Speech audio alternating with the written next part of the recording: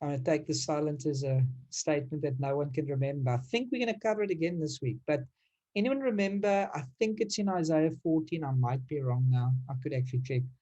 Anyway, it's in Isaiah. Isaiah will point out that he, this being, attempted to set up his throne above God's. He he planned to set up his throne above that of God's. And in response, God is going to send him down to earth. Yeah. So look at the context of what happens with the serpent in the garden.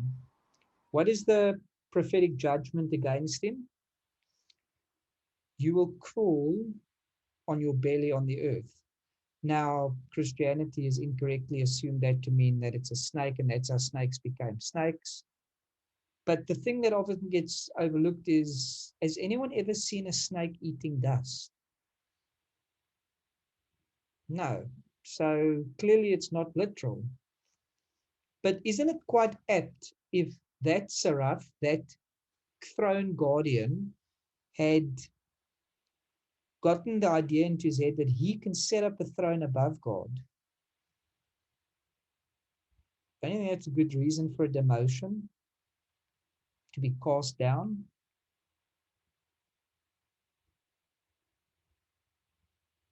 I think so.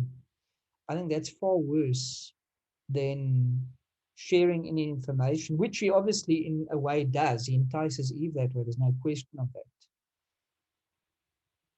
And that's a whole complicated issue on its own. But I want to show you that there's a separation actually between the serpent and number two, the watchers. So who can tell me very briefly what the watchers did? What's their primary charge against them?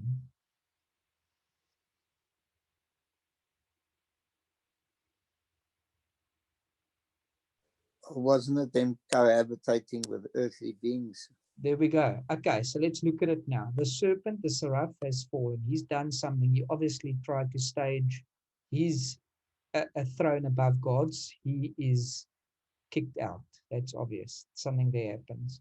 The watch is actually a completely separate issue of rebellion, because they, and we're going to focus a lot on them actually with this teaching, they're the ones that end up taking the woman for themselves. They're the ones who will come down to Mount Hermon. They're the ones that will do that. So that's a separate issue. So there's multiple rebellions actually. Are you noticing why there's a problem with assuming Satan and then everything is attributed to Satan? That being a problem also because Satan is a noun, it's not actually a proper name. So that's what I'm trying to show you here. That's why I use the term serpent specifically. Serpent, very specific issue. The watchers, a separate issue that happens later. So it's another rebellion in time and space, of course, too. And then the third one, which might confuse you, is, I'm calling it here, Elohim worship. Now that, please note again, Elohim can be used of the God of Israel, but not exclusively. God himself doesn't even use it exclusively of himself. It just means gods, which is another noun, effectively, a plurality of gods, literally using it as a plurality. And these would effectively actually be um, watchers. But I want to only say watch this when I talk about the watchers. That's what I wanted you to wrap Aaron, your head around. Yeah. just one observation again with our incorrect theology, which we've inherited. I mean, just I don't know how many others would agree with this, is basically our takeaway from the serpent being cast out and eating basically the dust of the earth. We were always, well, I'm speaking for myself, I suppose, what my take on that was that Satan was the serpent, he was cast down, and all the demons and fallen angels were basically part of the coup d'etat that happened or tried to happen. So what you're telling us now, that there were plural rebellions, Right. individuals rebelling in Yes. their own right. So there again is that's debunked that myth of there being one fallen angel who took all these rebel conspirators were even the same fate as what he had, which is Right. incorrect. It's too Exactly. simple. Yeah. And think about it too. The other Christian assumption is that the demons are the other lesser fallen beings that were under him that are now just demons. That's it. Yeah. That's completely incorrect as well. That's not even attested to in scripture. And it's ironic because Christians will tell you, like I showed, I think last week, oh, I only read the Bible. You know, you only have to take a Christian to one of their own church nativity scenes at Christmas time to prove that they don't only read the Bible or very often care what it says, apparently, when you see how that gets done. Not that that's my point. The point is that's just an ironic contradiction when it gets said. So again, please note Christianity is not Jesus. Christianity is not the people even who take the label Christian. They can take that label as a defining factor of who they are. But very often, as in the case of Michael Heiser, it's a very difficult life to live because you end up spending all your time pointing out why the people you align yourself with are wrong. So that's a very awkward way to be living and a lot of work to do to protect the label. But again, as I say, if people want to protect that label, they can. But yeah, you're right. There's a problem with that logic. There's a very big problem, as you're going to see even further now. So with the watchers that fell, those watchers, not that fell, those watchers who came down because they belonged on earth. The part of their job was to give governance on earth. I've showed you that last week. We got into that. So their point was to do that. But that first group that comes down, this is after the serpent issue. So they separate group. They come down and they were, look, if you study Enoch and you read those texts, it goes into incredible detail, even the discussion they're supposed to have had, where they say, in fact, one of them even says, hey, you know what, I'm not going to do this alone because, you know, then I'm going against the Lord alone. So he's literally, they have them talking to say that, you know, I can't do this alone. Let's swear an oath together, which they then do. 200 apparently came down at that point, and that's where really Genesis 6 verse 4 with the fallen, with the Nephilim, the hybrid beings. That's so this is number 2. That's that group. Now, what's this number 3 group I'm mentioning? Now you can go to Deuteronomy 32 when God divided up the nations. So what God had done is, because these nations were so hell-bent, excuse the pun, on having other gods, on pursuing other things, on doing things that were wrong, God separates himself because they've been chasing after these things. So then God literally says, think about this now, in this context, these Elohim worship, imagine it, it's another set of watchers actually, okay, but not the same group. Not the same group in number 2. So maybe I need to contextualize this. Theoretically, this serpent in the garden, and we're going to build on this theme as we go later on, if he gets sent down to earth, there's an argument and a textual proof that can be brought that not only does he get sent down to earth, he actually gets sent into the precursor of what we're going to end up calling hell, Hades, or the place of the dead.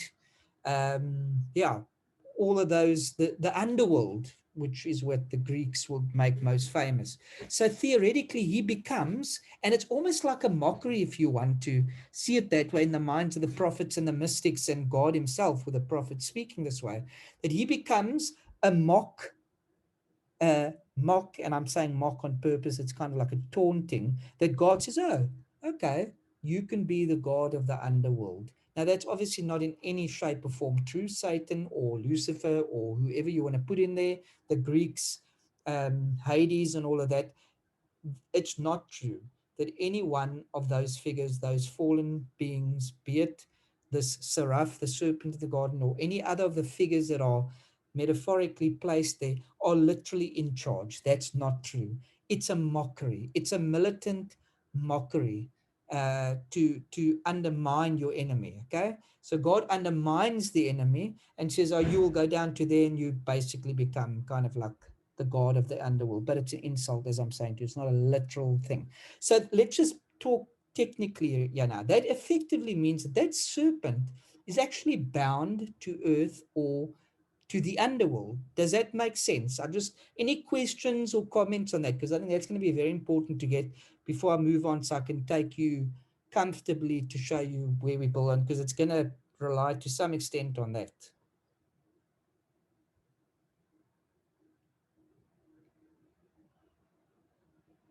Everyone okay with that? So that what I'm suggesting is that figure, that serpent, and I'm deliberately being ambiguous, is generally assumed to be cast down, and not just cast down to earth as a surface, actually cast into the earth as kind of uh, a prisoner. But there's a fluid nature that he can still come up, but he's actually still chained to that, which maybe should make you start thinking about Revelation speaking of the dragon that's chained up, because that is kind of the metaphor of what's getting built on there. But we also can't push it too far, and I'll show you why as we move on. So that's his destiny. He is now going to be cast down and chained, and he's associated with the underworld, and we'll get more into that. I'm going to come back to that. Number two, the watchers. What is the judgment that falls on them? The temporary judgment awaiting the final conclusion. Does anyone know? The watchers who fell, who slept with the woman who did that. What is their temporary judgment that God gives, because they're not fully judged yet? That's still coming. Does anyone know that?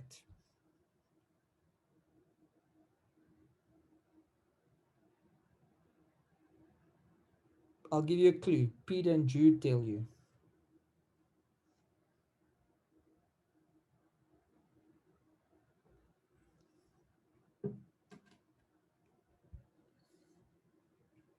Peter and Jude obviously are quoting texts like Enoch, which wouldn't be biblical texts, but that again proves that even Christians who say they only read the Bible are in trouble, because the authors of the much loved Gospels and epistles actually quote these non-biblical texts comfortably. Okay, so clearly no one's going to answer that one. Let me give you the answer then. What's the question, D? What is the destiny of the watchers that sinned with the woman? Peter and And Jude. those are not chained up, right? They are. There we go. So already you seeing an interesting connection. They get changed up in gloomy darkness. They in the underworld, the netherworld, the Hades. They in Sheol. They in the not so great Tartarus, as Paul puts it. Sorry, as Peter puts it, which is the Greek word where the Titans go. So you see a clear connection, yeah. So there's clearly things that have been happening. The judgment isn't complete, but that's where they get sent. So then we get to number three then. So my point in pointing that out to you is number one. So the serpent figure is his own entity. There's something going on with that guy that's in its own box. The watchers, well, they're not walking around or doing anything. They're chained downstairs. They are not going anywhere until the final judgment day occurs, right? So they're there now. They can't do anything to anyone. They're there. Number three, the Elohim worship. Now, I did say to you that this is actually another group of watchers. So God has got all of these in the divine council, these beings who are obviously helping him. Well, I say helping him. He does that because that's just his creative, loving, communicative way that he wants to share and talk and engage. It's not that he can't do this himself. So that Elohim, those gods in inverted commas that are under God, the God Elyon, the God Most High, under his watch, under his care and his, how can I say, authority. They are under his authority, created by him and under his authority. They're not equal to him in any way. They are given the task of dealing with the nations who have rebelled against God. So let's say theoretically, I don't know if I'm 100% cut and dry on this, but this is, I'm going to give you Michael Heiser's opinion on this, which you can take. I'm not saying he's wrong. I'm just going to put it out there. His opinion would be that these Elohim that were worshipped they'd done nothing wrong yet, and God had put them in charge of the nations, and that's actually just directly to punish the nations. No problem. I can agree with that. I'm saying I'm not so convinced yet, not that I won't be convinced, that they hadn't done something wrong too. But please, even if I say they have done something wrong already, I'm still not putting them in the class of the watchers in group 2 who logically are not on earth. They are chained up. So they can't be governors over the earth to be worshipped incorrectly as they would be incorrectly worshipped. That is what happened if they're chained in darkness, so to call downstairs, netherworld, Tartarus, all of that. Anyway, so according to the mainstream opinion, that Dr. Michael Heiser would be pushing. These guys were also watchers, I agree with that, and they incorrectly start receiving worship. They also incorrectly start punishing and dealing with the nations they were put over in ways that were not in keeping with God's standards. So now you get what we then call a third kind of rebellion, if you can see it that way. So it's different to the serpent effectively in many ways. It's completely technically different in the basic idea of it to the watchers in number 2 who had sex with a woman. Okay, so that classifies them as different. So this third group effectively, their parent problem then is that they received worship they shouldn't have. They should have stopped the human beings from worshiping them, and they didn't. Instead, they encourage it. Also, this is where we look between 2 and 3, both groups being watchers, and we've already concluded that even the serpent did this to some extent, is to share secret knowledge. So maybe all 3 of these groups share that problem, but I'm showing you the other elements which are so distinctly different about them. We're actually focusing on that to give you a broader view on the type of rebellions that happen. So this third group receives worship as they shouldn't, and they punish and deal with the nations, abusing their own power. And why is it a problem? Let me ask this. Why do you think it's a problem that they abuse their power? Yeah, let me not say more. Why is it a problem that they abuse their power even over the nations that God did want judged? So God wanted these nations judged, that he did. Why then, when these Elohim worked harshly with these nations, why did they end up getting judged by God for that? Does anyone have an idea of why that might be? It's a very important fact. Well, Darren, if the watchers were exacting a harsh rulership over these people, given their past links to idolatry and stuff, just in my mind, it stands to reason like they were trying to appease Baal by throwing the newborn babies Right. Okay. into Yes. the logic is that I'm a mere human being. These are supernatural beings who have powers.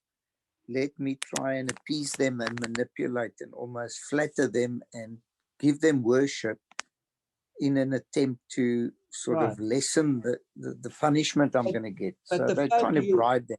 you're right on that, but the focus is on them. Why is their harsh punishment of the nations a reason for them to get judged?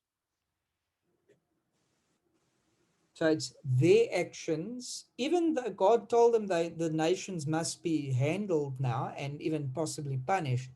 Why is their harsh dealings with the nations what leads to their judgment? They Or are could it be given the authority.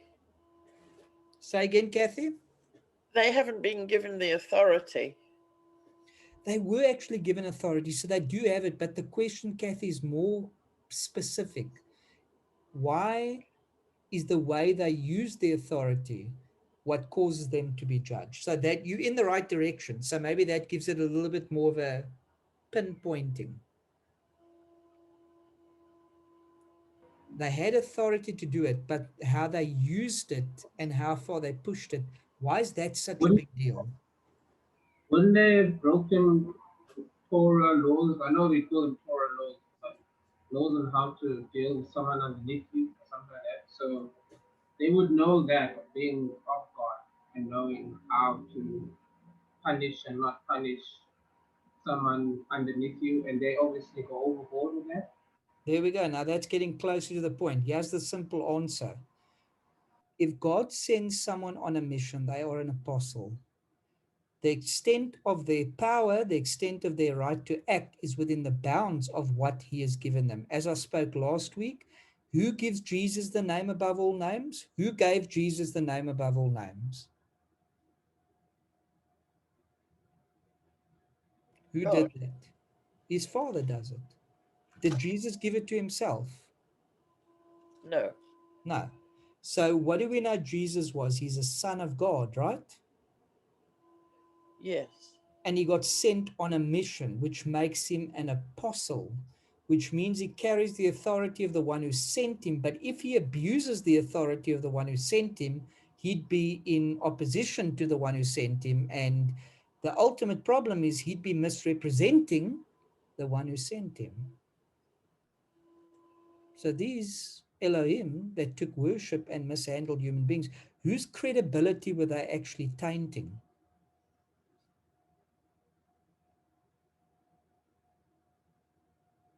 They were tainting Elion's, God Most High.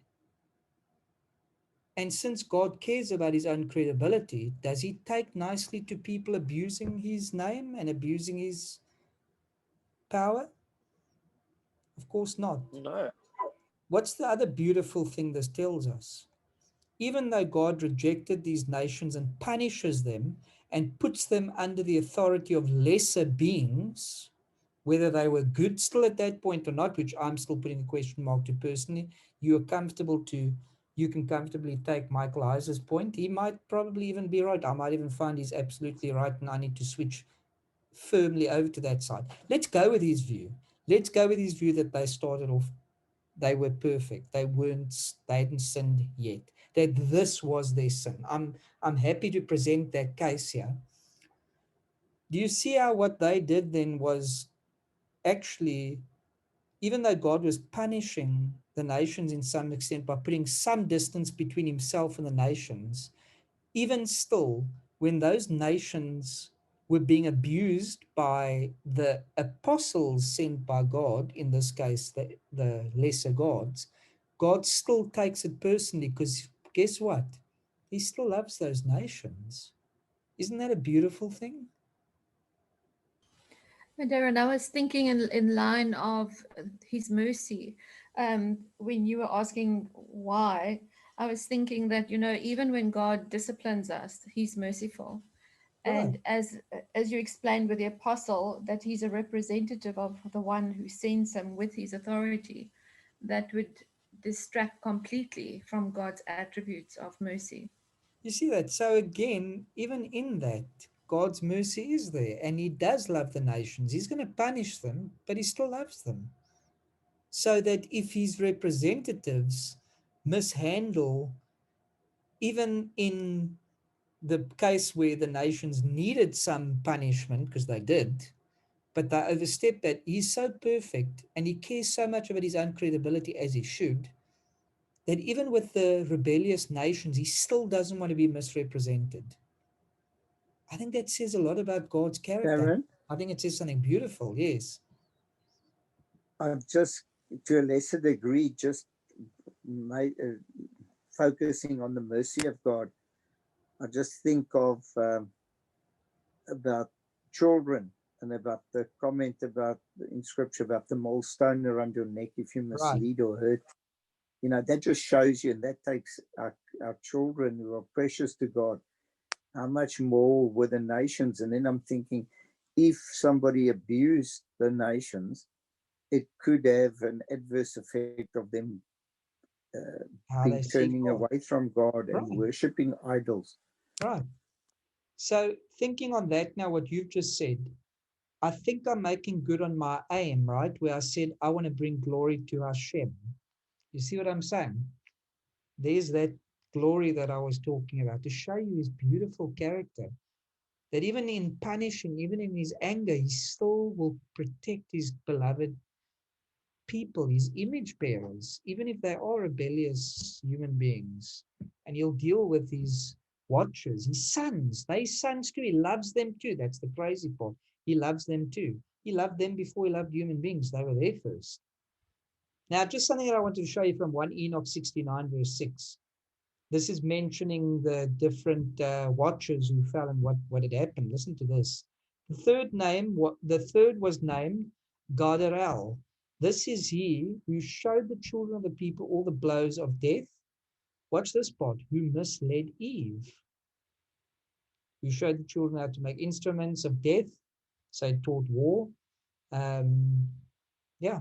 But the point I wanted to show you is, and this is from Enoch, this is from intertestamental Judaism, claiming that the name of that serpent was Gadarel. Now, I'm not telling you to take it or not to take it. I'm telling you, this is intertestamental Judaism. I'm telling you, this is the content that the people who wrote the Gospels and who wrote like Paul's writings and Peter and Jude, they were reading this stuff and they were quoting from this stuff. I don't know if that makes you feel amazed or scared, but yeah, you've got evidence of why you must be careful where you take the stories to. Okay, here's another quote.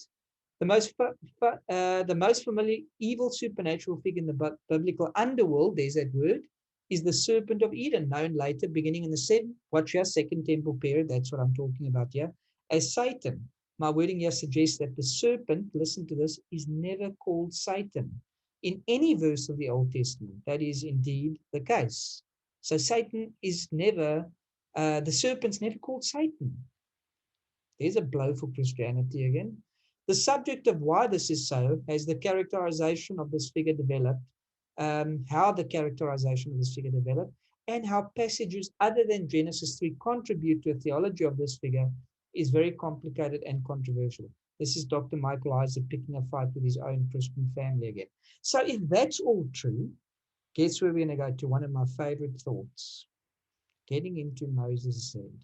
What was Moses thinking with the creation account then? And I've been telling you this for a long time. You've got to get into Moses' head. So I'm going to give you a very short, extended summary. So if you don't know this, what you're looking at here is a Mesopotamian, what do we call this, image of the Apkallu. Okay, so they call this the Apkallu. And remember the Mesopotamian culture, which is made up of Sumerians and other Akkadians and groups around that time. They precede Israel. They are there before even Abraham is there. So Abraham is actually born into one of the rollouts of this ancient culture. And that's important to note. So Moses knows this, right? And this is what informs Moses' writing. This is what informs Moses' legal attack on the concept of Mesopotamia.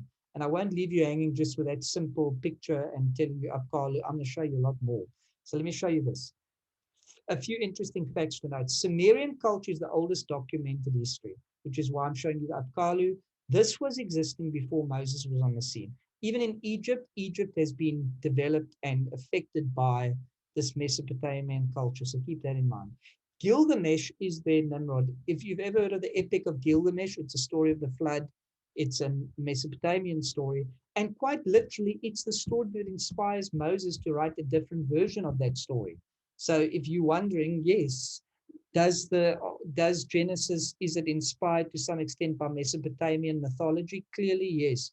Not inspired by in the positive sense, inspired to write against it, inspired to correct the lies, inspired to untwist the mythology. That's what goes on. So Gilgamesh is Nimrod. In the story of Gilgamesh, believe it or not, is a giant, ironically, and Nimrod is said to become a mighty man.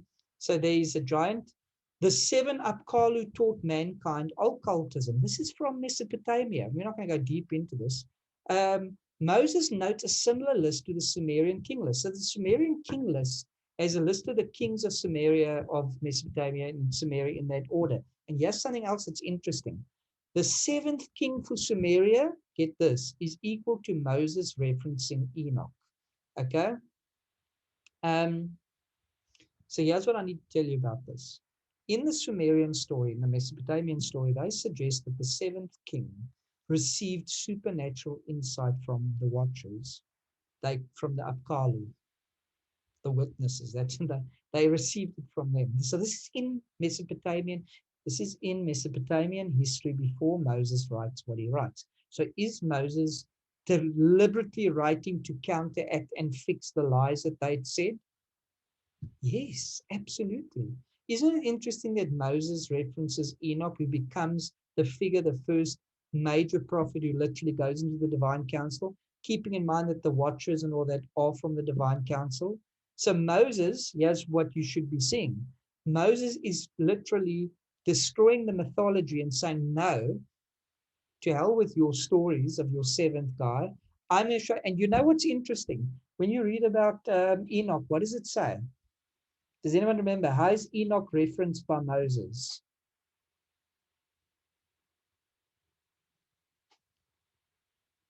You're going to love this. Remember I said the seventh king of Sumeria gets the supernatural or occult, really, wisdom.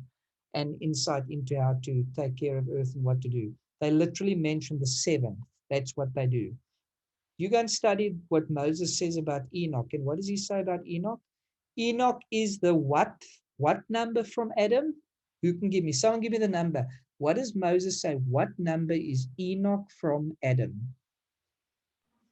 7. Is that not interesting? And there's the value of getting into Moses' head.